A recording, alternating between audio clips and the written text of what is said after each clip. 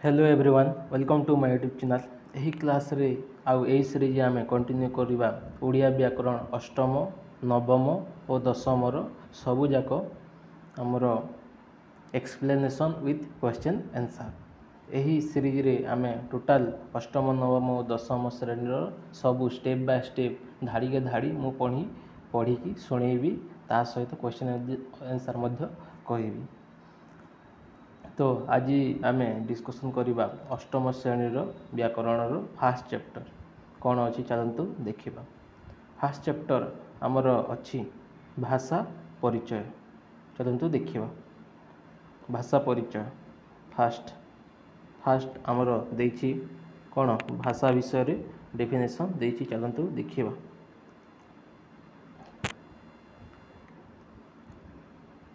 तो फास्ट कही आमर भाषा मनीष एक कथा कह पृथ्वी रे जेते जीव अछंती समस्ते निजर मनर भाव प्रकाश करने को शरीरर विभिन्न अंगभंगी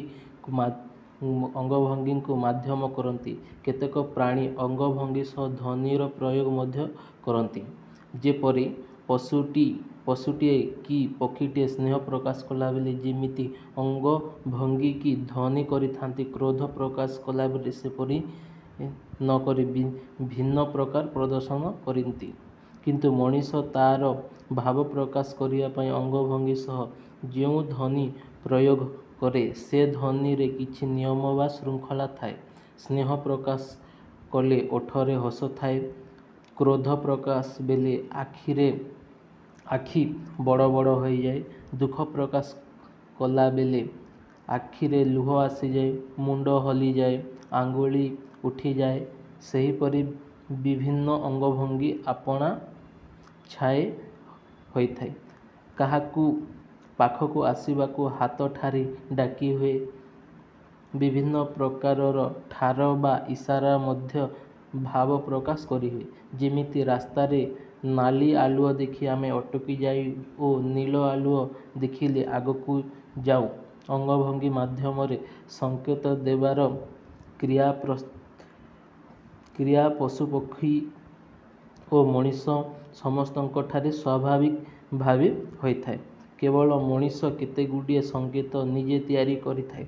यथा पूर्वरु कहा जाइथिबा नील किंबा नाली आलुओ जेमिति संकेत परे मध्य मनीष तार मुखर ध्वनि माध्यम रे भाव प्रकाश पाई प्रयास करिथाए। विभिन्न अंचल रे एथिपाई संकेत मान कालक्रमे तैयारी होई थाए।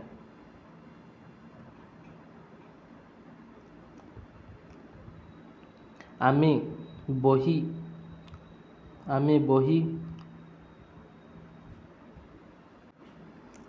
बही कहिले जहा बुझू, खाता कहिले कलम, पानी पवन कहिले आउ किछि बुझू। एही सब वस्तु को अन्य भाषा रे अन्य किछि किताब, बुक, पुस्तक, लेखनी आदि कहा जाए। जेमिति भल मंद, सुंदर असुंदर, जीवा आसीबा, पढ़िबा, खेलिबा आदि असंख्य शब्द आमे जेमिति कहूचु सेमिति न कही अन्य अंचल रे लोके आउ किछि प्रकार रे कहंती ओ बुझंती। एमिति कहिबा ओ बुझिबा पई आमे ध्वनि माध्यम रे जो संकेत व्यवहार करू ताकू भाषा कहा जाए। नेक्स्ट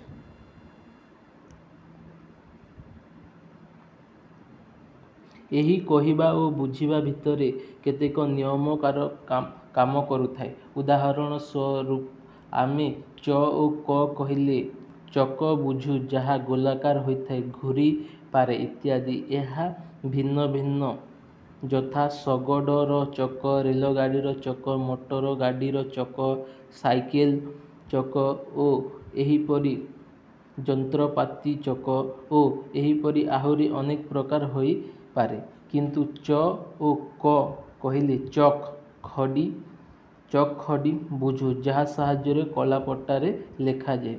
यह पुणी धला किंबा अन्य रंगर होई पारे। तेणु चकर उदाहरण नियम चक उच्चारण ठारू अलगा। ଯେମିତି ହାତକୁ ଆମେ ଏକ ଅଙ୍ଗ ବୁଝୁ, ଏଥିରେ ଦୀର୍ଘଇକାର ଦେଲେ ହାତୀ ବୋଲି ଏକ ପ୍ରାଣୀକୁ ବୁଝୁ।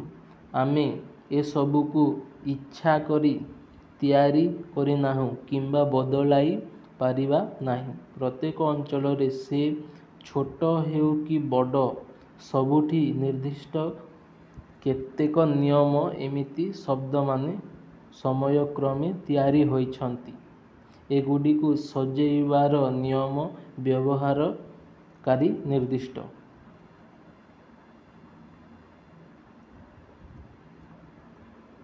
ଭାଷା ଗୋଷ୍ଠୀ ଦ୍ୱାରା ସ୍ୱାଭାବିକ ଭାବେ ସୃଷ୍ଟି ହୋଇଛି। ମୁଁ ପଢ଼ିବାକୁ ବିଦ୍ୟାଳୟ ଯାଉଛି। ଏହି କ୍ରମକୁ ମୁଁ ଅଛି ଯାଉ ବିଦ୍ୟାଳୟକୁ ପଢ଼ିବା ବଦଳାଇ ହେବ ନାହିଁ। କିନ୍ତୁ ଅନ୍ୟ ଭାଷାରେ, ବିଶେଷ କରି ଆମେ ଜାଣିଥିବା ଇଂରାଜୀ ଭାଷାରେ ଆମେ ସଜାଇବା ଠିକ୍। ଯଥା ଆଇ ମାନେ ମୁଁ, ଆମ୍ ମାନେ ଅଛି, ଗୋଇଂ ମାନେ ଯାଉ, ସ୍କୁଲ ମାନେ ବିଦ୍ୟାଳୟ, ଟୁ ମାନେ କୁ, ରିଡ୍ ମାନେ ପଢ଼ିବା। ଭାଷାରେ ଏହି ସଜାଇବା ନିୟମ ଆହୁରି ବଦଳାଇ ଯାଇପାରେ। ଏଥିରୁ ବୁଝିହେଲା ଯେ ଆମେ ଯାହା କହିବା ତା'ର ଶବ୍ଦମାନଙ୍କ ଗଠନରେ ନିୟମ ଅଛି ଓ ବାକ୍ୟରେ ମଧ୍ୟ ନିୟମ ରହିଛି। ଏକ ନିର୍ଦ୍ଦିଷ୍ଟ ନିୟମ ମାନି କୁହାଯାଉଥିବା କଥାକୁ ଭାଷା କୁହାଯାଏ। ପୁଣି ମୁହଁରେ କୁହାଯାଉଥିବା ଏହି କଥାକୁ ମଧ୍ୟ ଲେଖାଯାଇପାରେ। କୁହାଯାଉଥିବା କଥାକୁ ସାଇତି ରଖିବା ପାଇଁ ଅନ୍ୟ ସମୟରେ ଦେଖିବା ଓ ଦେଖାଇବା ପାଇଁ ଦୂରରେ ଥିବା ନିର୍ଦ୍ଦିଷ୍ଟ ଭାଷା ଜାଣିଥିବା ବ୍ୟକ୍ତି ପାଖେ ପହଞ୍ଚାଇବା ପାଇଁ ଭାଷାର ଦେଖାଯାଉଥିବା ଏହି ରୂପଟି ଲିପି। ଏହା ସବୁ ଭାଷାର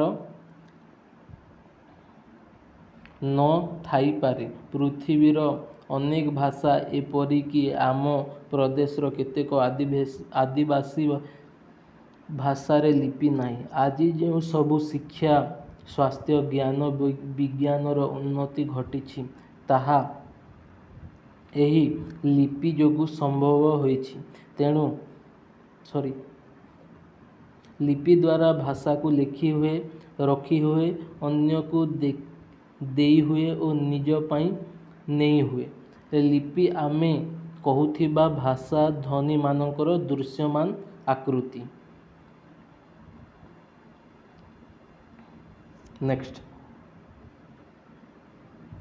ଏଥିରୁ ଆମେ ଜାଣିଲୁ, ଭାଷା ମଣିଷ କହୁଥିବା ଧ୍ୱନି ଯାହା ନିୟମାବଦ୍ଧ ଭାବେ ଶବ୍ଦ ଓ ବାକ୍ୟରେ ପ୍ରକାଶିତ ହୋଇଥାଏ। ଆଉ ଲିପି ଏହି ସାର୍ଥକ ଧ୍ୱନିଗୁଡ଼ିକର ପ୍ରତୀକ। ସବୁଠାରୁ ଗୁରୁତ୍ୱପୂର୍ଣ୍ଣ କଥାଟି ମନେ ରଖିବାକୁ ହେବ ଯେ ମଣିଷ କଥା କହି ପାରୁଥିବାରୁ ଓ ତା'ର ନିଜର ଭାଷା ଥିବାରୁ ବିକାଶ ସମ୍ଭବ ହୋଇଛି। ଧର୍ମ ଧାରଣା ପାଇଁ ଭାଷା ଦରକାର, ପାଠ ପଢ଼ିବାକୁ ଭାଷା ଦରକାର, ଚାଷ କରିବାକୁ, ଘର ତିଆରି କରିବାକୁ, ପାଠ ପଢ଼ି ଡାକ୍ତର, ଇଞ୍ଜିନିୟର, ହାକିମ, ଶିକ୍ଷକ କିମ୍ବା ଆଉ ଯାହା ହେବାକୁ ଭାଷା ଦରକାର। ଭାଷା ଅଛି ବୋଲି ଶିକ୍ଷା ଅଛି, ସଭ୍ୟତା ଅଛି, ସଂସ୍କୃତି ଅଛି, ଇତିହାସ, ଭୂଗୋଳ, ଦର୍ଶନ, ବିଜ୍ଞାନ, ବାଣିଜ୍ୟ ସବୁ ଅଛି। ଭାଷା ନାହିଁ ତ କିଛି ନାହିଁ। ତାରି ପାଇଁ ମଣିଷ ଶ୍ରେଷ୍ଠ ଜୀବ ହୋଇପାରିଛି। ତା ବିନା ପଶୁ ଠାରୁ ବି ହୀନ ହୋଇଯିବାର ଆଶଙ୍କା ରହିଛି।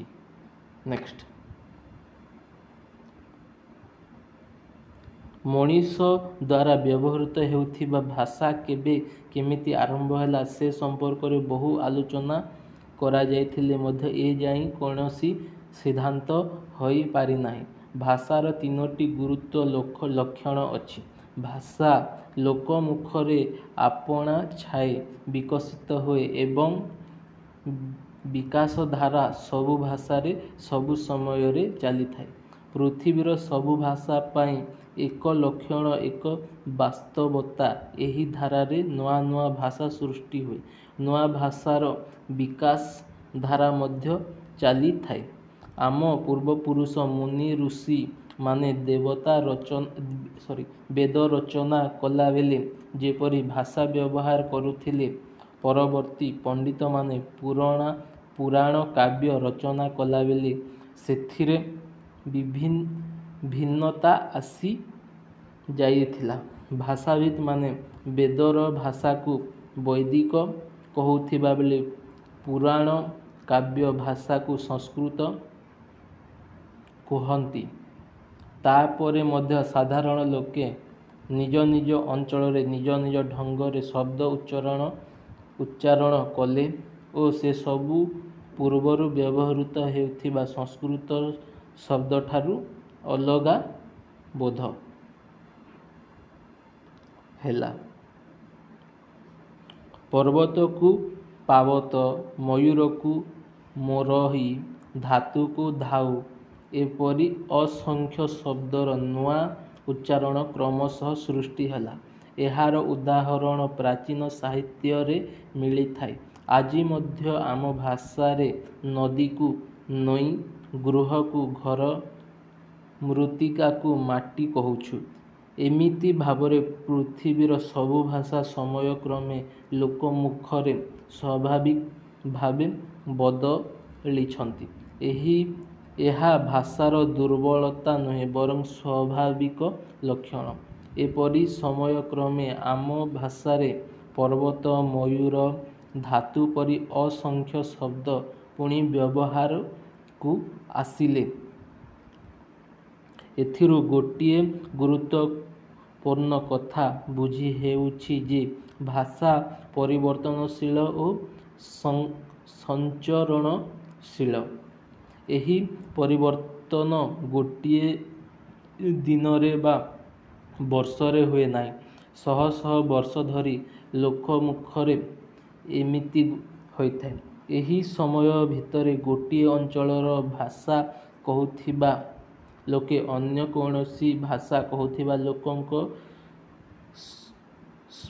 ସଂସ୍ପର୍ଶରେ ଆସିଲେ ଉଭୟ ଭାଷା ପରସ୍ପର କିଛି କିଛି ଭାଷା ସମ୍ପଦ ଗ୍ରହଣ କରନ୍ତି। ଓଡ଼ିଆ ଭାଷାଭାଷୀ ଲୋକେ ଆଦିବାସୀ ଜନଜୀବନ ସହ ସମ୍ପର୍କରେ ଆସି ତାଙ୍କର ଅନେକ ଶବ୍ଦ ଓଡ଼ିଆ ଭାଷାକୁ ଆସିଥିବା ବେଳେ ଓଡ଼ିଆ ଭାଷାର ଅନେକ ଶବ୍ଦ ସେମାନେ ବ୍ୟବହାର କରନ୍ତି।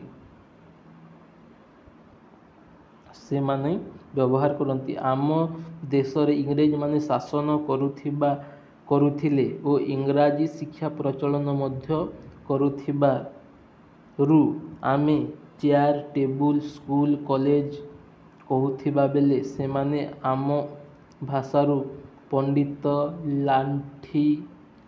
ଲାଠି, ଘେରାଉ ପ୍ରଭୃତି ଅନେକ ଶବ୍ଦ ନେଉଛନ୍ତି।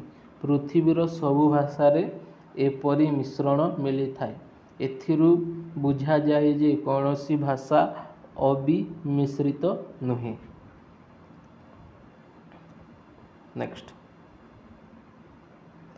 ସାରକଥା, ଭାଷା ଅପରିବର୍ତ୍ତନୀୟ ନୁହେଁ, ଅବିମିଶ୍ରିତ ନୁହେଁ ଏବଂ ସଦା ପ୍ରବହମାନ ଏକ ଧାରା ପରି ଲୋକମୁଖରେ ବିକାଶ ପଥରେ ଚାଲିଥାଏ।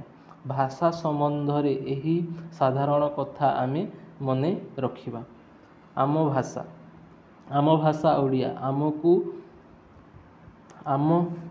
ଏହାକୁ ଆମ ମାତୃଭାଷା ବୋଲି କୁହାଯାଏ। ମା' ଯେମିତି ଲାଳନ ପାଳନ କରି ସ୍ନେହ ମମତା ଦେଇ ଆମକୁ ବଢ଼ାଇଛି, ସେହିପରି ଏହି ଭାଷା ଆମ ଭାବନା, କଳ୍ପନା, ବିଚାର ଆଦିକୁ ଚିନ୍ତା କରିବା ପାଇଁ, ପ୍ରକାଶ କରିବା ପାଇଁ ଶକ୍ତି ଓ ସାମର୍ଥ୍ୟ ଦେଇଛି। ଶିଶୁଟିଏ ତା'ର ଚାରିପାଖେ ଥିବା ବଡ଼ ସାନ ଲୋକଙ୍କଠାରୁ ଯାହା ଶୁଣେ, ତାକୁ ଉଚ୍ଚାରଣ କରିବାକୁ ଚେଷ୍ଟା କରେ। କ୍ରମେ ସେ ବଡ଼ ହେଉଥିବା ବେଳେ ଯେଉଁ ପରିବେଶରେ ଖେଳେ, ବୁଲେ, ମିଶେ, କାମ କରେ, ସେହି ପରିବେଶରୁ ଶବ୍ଦ ନେଇ ସେ ବିଭିନ୍ନ ବସ୍ତୁ, ଗୁଣ ଆଦି ଚିହ୍ନେ। ତେଣୁ ସେହି ଭାଷାରେ ଭାବେ।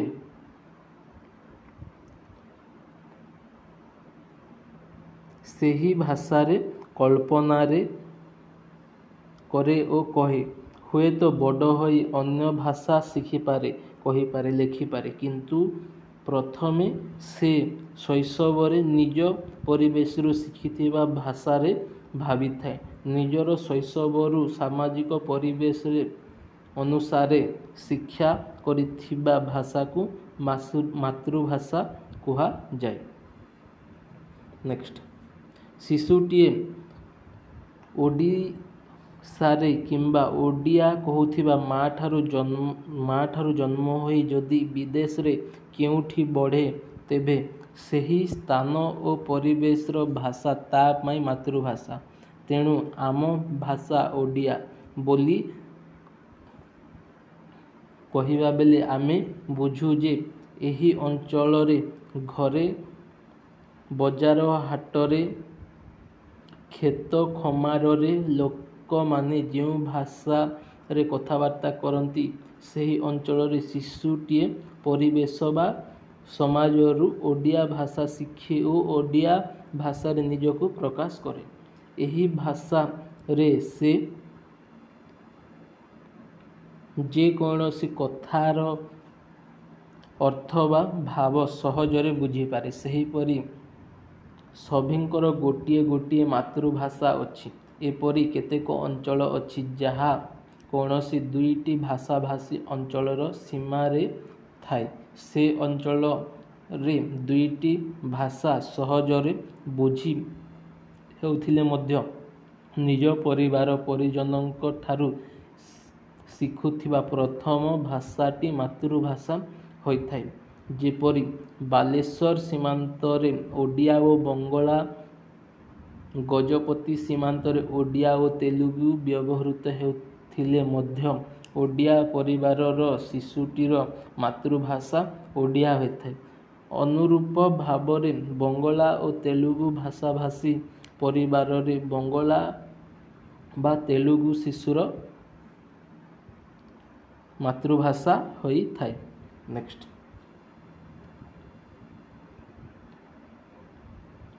ବିକାଶ କ୍ରମ।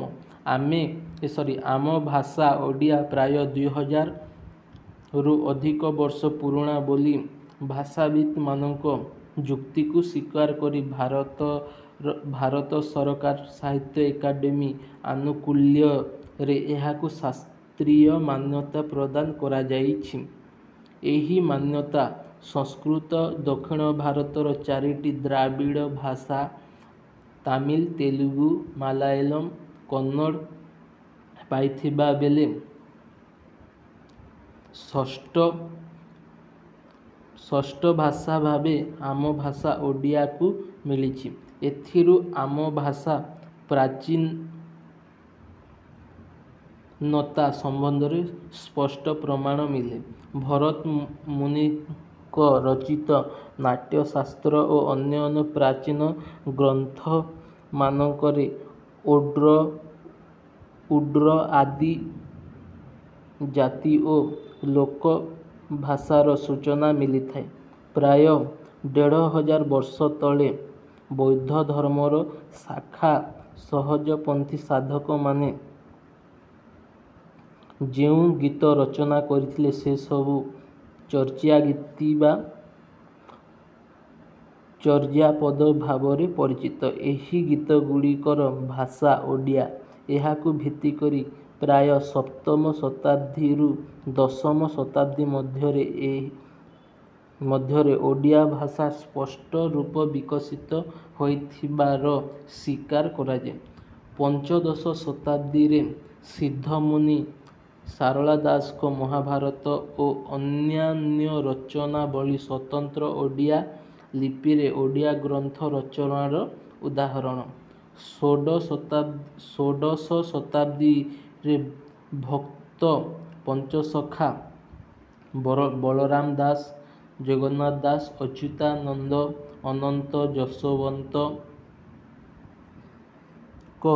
ସାହିତ୍ୟ କୃତି ଓ ବିଶେଷ ଭାବେ ଜଗନ୍ନାଥ ଦାସଙ୍କ ଓଡ଼ିଆ ଭାଗବତ ଆମ ଭାଷା ବିକଶିତ ରୂପର ପ୍ରମାଣ ବହନ କରେ। ଅଷ୍ଟାଦଶ ଶତାବ୍ଦୀରେ कवि सम्राट उपेन्द्र भंज और अनेक काव्यकारको द्वारा रचित काव्य कविता समसामयिक अन्य भाषा मानक ठारू ओडिया भाषार शब्द भंडारर प्राचुर्य प्रदर्शन करिथाए। एही परवर्ती कालरे भीम भयंकर भजन सबु ओडिया भाषार सरलता और साधारण ओडिया भाषा भाषी व्यवहृत शब्द मानकर अर्थ प्रकाश और भाव बहनकारी क्षमतार उदाहरण होई पारिछि। नेक्स्ट, 19 शताब्दी ओडिशारे इंग्रेज शासन और इंग्रेजी शिक्षार प्रचलन हेबा परे ओडिया भाषार गुरुत्व उपलब्धि करी बहु साहित्यिक काव्य कविता नाटक उपन्यास गल्प प्रबंध आदि ओडिया भाषारे रचना करिछन्ति। एही शताब्दी शेष भाग और 20 शताब्दीर प्रथम भाग व्यास कवि फकीरमोहन, स्वभाव कवि गंगाधर मेहेर, कविवर राधानाथ राय, भक्त कवि मधुसूदन राव और अन्य अनेक साहित्यिक निज निज रचना माध्यम ओडिया भाषा को विकसित हेबारे सहायक हेले। प्राथमिक स्तर रे ओडिया भाषा शिखिबा पई राधानाथ व्याकरण परिचय, मधुसूदन राव वर्णबोध और फकीरमोहन सेनापति सरल ओडिया व्याकरण रचना करिथिले। एही समय रे ओडिया साहित्य रे गद्य रचनार विकसित रूप मध्य उपलब्ध हुए। समय क्रमे ओडिया भाषार विकास पथरे अजस्र परिमाण संस्कृत शब्द, आदिवासी शब्द, पड़ोसी द्राविड़ तेलुगु तमिल शब्द, मुसलमान शासन समय उर्दू अरबी पारसी शब्द, इंग्रेज शासन समय इंग्राजी और केतेक पोर्तुगीज शब्द प्रवेश करी एहाकु समृद्ध करिछन्ति। आज विज्ञानर विकास फलरे नवा नवा शब्द अन्य सबु भाषा परि आम भाषा को मध्य आसुछि, यथा मोबाइल, इंटरनेट, सुनामी।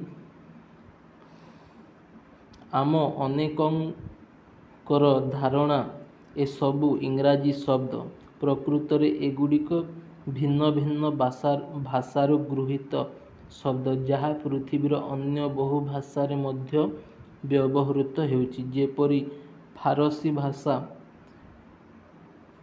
रेस्टोरेंट आम देशर रेस्टोरेंट भावे लेखा हेउछि, जहार अर्थ एठारे खाद्यपेय मिलिथाए। ए सबु शब्द आम भाषारे गृहीत होई आम भाषार शब्द भंडार को समृद्ध करिछि।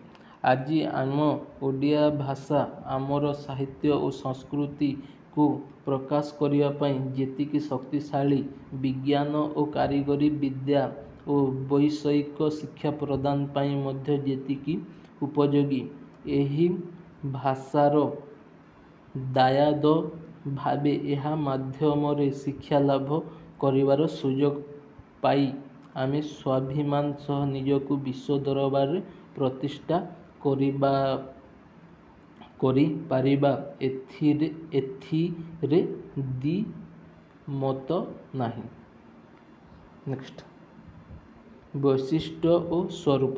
पृथ्वी रे जेते भाषा व्यवहृत होइथाए सबु भाषार किछि ना किछि वैशिष्ट्य थाए बोली ताहा अन्य भाषाठारु स्वतंत्र भावे चिह्नट करा जाए। आम भाषा ओडिया रो सेमिति किछि स्वतंत्र लक्षण अछि जहाकू आधार करी आमे स्वतंत्र बोली परिचित होइथाउ। सेथि मध्यरु केतोटी साधारण तथा स्पष्ट बारी होई ପଡ଼ୁଥିବା ବୈଶିଷ୍ଟ୍ୟ ସମ୍ପର୍କରେ ଜାଣିବା। ଓଡ଼ିଆ ଭାଷାର ଲକ୍ଷଣ ଦୃଷ୍ଟିରୁ ବଙ୍ଗଳା, ଅହମିଆ, ମରାଠୀ, ଗୁଜୁରାଟୀ ଇତ୍ୟାଦି ଉତ୍ତର ଭାରତର ଅନ୍ୟାନ୍ୟ ଭାଷା ସହ ଏହା ସମ୍ପର୍କ ନିବିଡ଼। ତେଲୁଗୁ ଦକ୍ଷିଣର ତେଲୁଗୁ, ତାମିଲ ପ୍ରଭୃତି ଦ୍ରାବିଡ଼ ଭାଷା ଓ ଓଡ଼ିଆ ଭାଷାର ଆଦିବାସୀ ଭାଷାମାନଙ୍କରୁ ଅନେକ ଶବ୍ଦ ଓଡ଼ିଆ ଭାଷାରେ ଥିଲେ ମଧ୍ୟ ଏସବୁ ଭାଷା ସହ ସମ୍ପର୍କ ସେପରି ନିବିଡ଼ ନୁହେଁ। ତଥାପି ସ୍ୱରୂପ ଦୃଷ୍ଟିରୁ ପ୍ରାୟ ସମାନ ହେଲେ ମଧ୍ୟ ଉତ୍ତର ଭାରତର ଅନ୍ୟ ଭାଷାଙ୍କଠାରୁ ଓଡ଼ିଆ ଭାଷାର ସ୍ୱାତନ୍ତ୍ର୍ୟ ସ୍ପଷ୍ଟ। ଓଡ଼ିଆ ଭାଷା ଶବ୍ଦମାନଙ୍କର ଉଚ୍ଚାରଣ ସ୍ୱରାନ୍ତ ଉତ୍ତର ଭାରତରେ ବ୍ୟବହୃତ ସମଗୋଷ୍ଠୀର ଅନ୍ୟ ଭାଷାର ଶବ୍ଦ ଶେଷରେ ବ୍ୟଞ୍ଜନ ବର୍ଣ୍ଣ ସହ ଉଚ୍ଚାରିତ ହୁଏ ନାହିଁ, ଯଥା ରାମ, ଗୋପାଳ, କିନ୍ତୁ ଓଡ଼ିଆ ଭାଷାରେ ରାମ, ଗୋପାଳ ଇତ୍ୟାଦି ଶବ୍ଦର ଶେଷରେ ଉଚ୍ଚାରିତ ହୁଏ। ନେକ୍ସଟ ତାପରେ ସ୍ୱରବର୍ଣ୍ଣର ରୁ ଅନ୍ୟ ସମଗୋଷ୍ଠୀ ଭାଷାରେ ରି ପରି ଉଚ୍ଚାରିତ ହୁଏ, ଯଥା ଋଷି, କୃଷ୍ଣା, କିନ୍ତୁ ଓଡ଼ିଆ ଭାଷାରେ ଏହା ରୁ ପରି ଉଚ୍ଚାରିତ ହୁଏ, ଋଷି, କୃଷ୍ଣ। ବ୍ୟଞ୍ଜନ ବର୍ଣ୍ଣମାଳାର ଅବର୍ଗୀୟ ଜ, ଯାହାକୁ ଅନ୍ତଃସ୍ଥ ଜ ମଧ୍ୟ କୁହାଯାଏ, ଏହା ସମଗୋଷ୍ଠୀ ଅନ୍ୟ କୌଣସି ଭାଷାରେ ନାହିଁ। ଓଡ଼ିଆ ଭାଷାର ୟ ବଦଳରେ ଏହି ଜ ର ବ୍ୟବହାର କେତେକ ସ୍ଥଳରେ ହୋଇଥାଏ, ଯଥା ୟମ, ଯମ, ସୂର୍ଯ୍ୟ, ସୂର୍ଯ୍ୟ, ସହାୟ, ସାହାଯ୍ୟ। ଏହିପରି ବ୍ୟବହାର ସବୁ ସ୍ଥାନରେ ହୁଏ ନାହିଁ, ଯଥା ଦୟା, ଲୟ, ବାୟୁ। ଏ ଲକ୍ଷଣଟି ଓଡ଼ିଆ ଭାଷାର ଏକ ନିଜସ୍ୱ ବୈଶିଷ୍ଟ୍ୟ। ନେକ୍ସଟ ଉତ୍ତର ଭାରତର ଅନ୍ୟ ଭାଷା ଯେଉଁଗୁଡ଼ିକ ସହ ଓଡ଼ିଆ ଭାଷା ନିବିଡ଼ ସମ୍ପର୍କ ରହିଛି, ସେ ସବୁର ଲିପି ଉପଭୋଗ ଏକ ସରଳ ଲେଖା ବା ସିଧା ହୋଇଥିବା ବେଳେ ଓଡ଼ିଆ ଲିପିର ଉପଭୋଗ ଗୋଲାକୃତି। ସଂସ୍କୃତ ଦେବନାଗରୀ ଲିପିର କ ଓ ଓଡ଼ିଆ ଭାଷାର କର ଉଦାହରଣ ନିଆଯାଇପାରେ। ସେହିପରି ଅନେକ ଉଦାହରଣ ମିଳିଥାଏ। ନେକ୍ସଟ ଉଚ୍ଚାରଣ, ଲିଖନ ପଦ୍ଧତି, ଶବ୍ଦ, ବାକ୍ୟ ଆଦିକୁ ନେଇ ଓଡ଼ିଆ ଭାଷା ବହୁ ସ୍ୱାତନ୍ତ୍ର୍ୟ ରହିଛି। ସଂକ୍ଷେପରେ ଏତିକି ଜାଣିବା ଯେ ଅନ୍ୟ ଭାଷାମାନଙ୍କଠାରୁ ନିଜର ଭିନ୍ନ ଲକ୍ଷଣ ଥିବାରୁ ଓଡ଼ିଆ ଭାଷା ଏକ ସ୍ୱୟଂସମ୍ପୂର୍ଣ୍ଣ, ସମୃଦ୍ଧ, ସ୍ୱତନ୍ତ୍ର ଭାଷା। ଏହାର ପ୍ରାଚୀନତା ଓ ସ୍ୱାତନ୍ତ୍ର୍ୟକୁ ଆଧାର କରି ଭାରତ ସରକାର ଓଡ଼ିଆ ଭାଷାକୁ ଶାସ୍ତ୍ରୀୟ ଭାଷା ଭାବେ ମାନ୍ୟତା ପ୍ରଦାନ କରିଛନ୍ତି। ଓଡ଼ିଆ ଭାଷାର ସମୃଦ୍ଧ ଶବ୍ଦଭଣ୍ଡାର ଓ ସ୍ପଷ୍ଟ ଭାବ ପ୍ରକାଶର କ୍ଷମତା ହେତୁ ଆଜି ସମଗ୍ର ପୃଥିବୀରେ ମଣିଷ ଅର୍ଜନ କରିଥିବା ଜ୍ଞାନ ବିଜ୍ଞାନକୁ ଏହା ମାଧ୍ୟମରେ ପ୍ରକାଶ କରାଯାଇପାରିବ। ନେକ୍ସଟ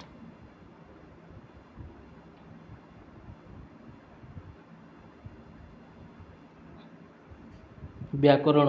ଯେକୌଣସି ବ୍ୟକ୍ତି କଥା କହିଲା ବେଳେ ସେଥିରେ କିଛି ନିୟମ ଥାଏ, ଯାହା ଶୁଣୁଥିବା ବ୍ୟକ୍ତିଟି ବୁଝିପାରେ।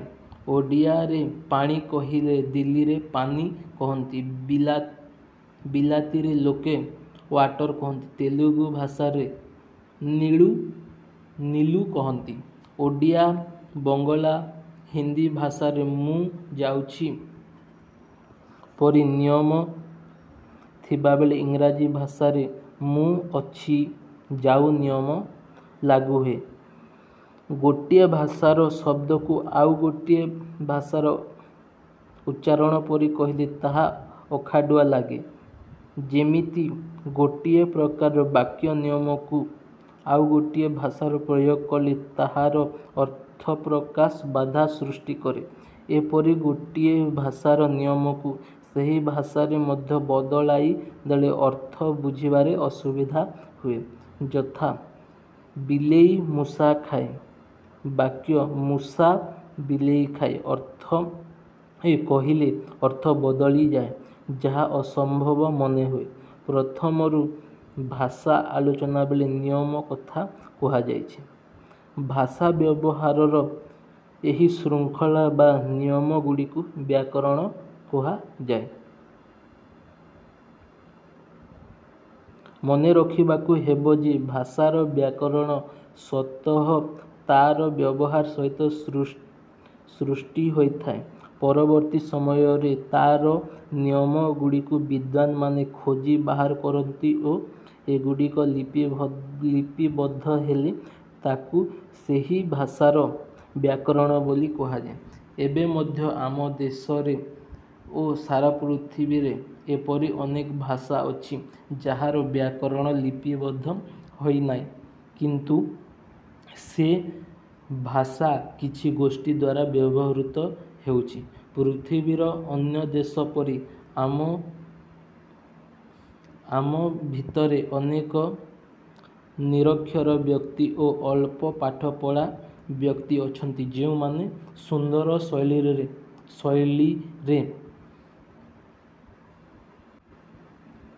ନିର୍ଭୁଲ କଥା କହିପାରନ୍ତି, କିନ୍ତୁ ସେମାନେ ବ୍ୟାକରଣ ପଢ଼ନ୍ତି ନାହିଁ ବା ଭାଷାର ନିୟମ ଜାଣିନାହାନ୍ତି। ହାଟ ବଜାରର ରାସ୍ତାଘାଟରେ ଅନେକ ଏପରି ଲୋକ ମିଳିବେ ଯେଉଁମାନେ କେବଳ ଗୋଟିଏ ନୁହେଁ, ଦୁଇ ତିନୋଟି କିମ୍ବା ଅଧିକ ଭାଷା କଥା କହିପାରନ୍ତି, କିନ୍ତୁ ସେମାନେ ନିରକ୍ଷର ବି ହୋଇପାରନ୍ତି।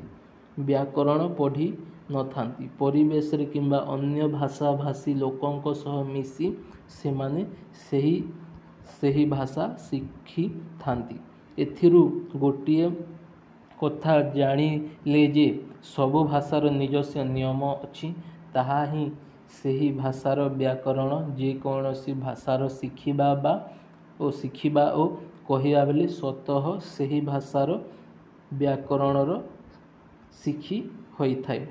ଲୋକମୁଖରେ ବ୍ୟବହୃତ ହେଉଥିବା ଭାଷାର ନିୟମକୁ ଶୃଙ୍ଖଳିତ ଭାବରେ ଅନୁସନ୍ଧାନ କରି ଲିପିବଦ୍ଧ କଲେ ତାହାକୁ ବ୍ୟାକରଣ ଗ୍ରନ୍ଥ କୁହାଯାଏ। ଏହାର ଅଧ୍ୟୟନ ଦ୍ୱାରା ଭାଷାର ଶୁଦ୍ଧ ବ୍ୟବହାର କରିବା ପାଇଁ ଦକ୍ଷତା ବୃଦ୍ଧି ପାଏ।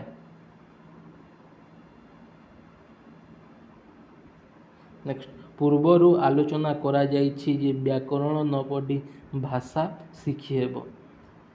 ତେବେ ଏହା କେବଳ ସାଧାରଣ ଚଳଣି ପାଇଁ ଯଥେଷ୍ଟ ହୋଇପାରେ, କିନ୍ତୁ ଜ୍ଞାନ ବିଜ୍ଞାନ ପ୍ରସାର, ସଂସ୍କୃତି ସଭ୍ୟତାର ବିକାଶ କ୍ଷେତ୍ରରେ ବ୍ୟାକରଣ ପଢ଼ିବା ନିତାନ୍ତ ଜରୁରୀ। ଗୋଟିଏ ଭାଷାର ବ୍ୟାକରଣ ଜାଣିଲେ ସେହି ଭାଷାର ଶବ୍ଦ ଶକ୍ତି, ଅର୍ଥ ଶକ୍ତି ଓ ପ୍ରକାଶ କରିବାର କ୍ଷମତା ବୁଝିହୁଏ। ଫଳରେ ଶବ୍ଦ ଗଠନ, ନୂତନ ଶବ୍ଦ ଆହରଣ, ବାକ୍ୟ ପ୍ରୟୋଗର ଶୈଳୀ ଆଦି ଜାଣିବା ଦ୍ୱାରା ନିଜ ପାଇଁ, ଅନ୍ୟ ଶାସ୍ତ୍ର ପଢ଼ିବା ପାଇଁ, ବୁଝିବା ଓ ଅନ୍ୟକୁ ବୁଝାଇବାର ସାମର୍ଥ୍ୟ ବୃଦ୍ଧି ହୁଏ। ନିଜ ଭାଷାର ବ୍ୟାକରଣକୁ ବୁଝିଥିବା ବ୍ୟକ୍ତି ଅନ୍ୟ ଭାଷାର ବ୍ୟାକରଣରେ ଥିବା ସାମ୍ୟ ଓ ବିଷମତାକୁ ମଧ୍ୟ ସହଜରେ ବୁଝିପାରେ। ଫଳରେ ଅନ୍ୟ ଭାଷା ପଢ଼ିବା, ଶୁଣିବା, ବୁଝିବା ସହଜ ହୋଇଥାଏ। ଓଡ଼ିଆ ବ୍ୟାକରଣରେ ବୁଝିଥିବା ବ୍ୟକ୍ତି ପାଇଁ ସଂସ୍କୃତ, ହିନ୍ଦୀ, ଇଂରାଜୀ, ରୁଷ, ଜର୍ମାନୀ, ଚୀନ ଭାଷାର ବ୍ୟାକରଣ ପଢ଼ିଲେ ବୁଝିବା ସହଜ ହୋଇଯିବ। ବ୍ୟାକରଣର ନିୟମ ହେତୁ ଗୋଟିଏ ଭାଷାକୁ ସେହି ଅନୁସାରେ ଲେଖି ରଖିଲେ ଦୂର ଦେଶରେ ଥିବା ବ୍ୟକ୍ତି କିମ୍ବା ଶହ ଶହ ବର୍ଷ ପରେ ମଧ୍ୟ ନିୟମ ଜାଣିଥିବା ବ୍ୟକ୍ତି ସେ କଥାକୁ ବୁଝେଇ ପାରିବ। ସେମିତି ଆଜି ବେଦ ଉପନିଷଦ କଥା ଆମେ ବୁଝୁଛୁ କିମ୍ବା ହଜାର ବର୍ଷର ଇତିହାସ ଜ୍ଞାନ ବିଜ୍ଞାନକୁ ଆମେ ଜାଣୁଛୁ, ସେ ସବୁ ସମ୍ଭବ ହୋଇଛି କେବଳ ଭାଷାରେ ଥିବା ସୂତ୍ର ଗ୍ରନ୍ଥ ବ୍ୟାକରଣ ପାଇଁ। ଏଥିରୁ ଆମେ ଜାଣିଲୁ ଯେ ବ୍ୟାକରଣର ତା'ର ଭାଷା ମଧ୍ୟ ଜ୍ଞାନ ବିଜ୍ଞାନର ସଞ୍ଚୟ କରି ରଖିବା ପାଇଁ ସମର୍ଥ କରାଏ। ଗୋଟିଏ ଭାଷାର ଶୁଦ୍ଧ ବ୍ୟବହାର ଓ ପ୍ରସାର ପାଇଁ ବ୍ୟାକରଣର ଭୂମିକା ଗୁରୁତ୍ୱପୂର୍ଣ୍ଣ। ପୁଣି ଗୋଟିଏ ଭାଷାର ବ୍ୟାକରଣ ଜାଣିଲେ ଅନ୍ୟ ଯେକୌଣସି ଭାଷାରେ ବ୍ୟାକରଣରେ ଥିବା ସୂତ୍ର ବା ବ୍ୟବହାର ବିଧିକୁ ବୁଝିବା ସହଜ ହୁଏ। ଅର୍ଥାତ୍ ଅନ୍ୟ ଭାଷା ଶିଖିବା ସହଜ ହୁଏ। ହଜାର ହଜାର ବର୍ଷର ସଂସ୍କୃତି ଇତିହାସ ଜ୍ଞାନ ବିଜ୍ଞାନ ପାଇଁ ପରସ୍ପର ଭାଷା ବୁଝିବା ଏକାନ୍ତ ଜରୁରୀ ଏବଂ ଏହି କାର୍ଯ୍ୟଟି ନିର୍ଭୁଲ ଭାବେ ସଫଳ ହେବା ମୂଳ ଉପାୟ ହେଉଛି ଉଦ୍ଦିଷ୍ଟ ଭାଷାର ବ୍ୟାକରଣ ଜାଣିବା। ତ ଏତିକିରେ ଭାଷାର ପରିଚୟ ସରିଲା। ନେକ୍ସଟ ଆମେ ଏହାର କ୍ୱେଶ୍ଚିନ୍ ଆନ୍ସର୍ କରିବା ନେକ୍ସଟ ପାର୍ଟରେ। Thank you so much.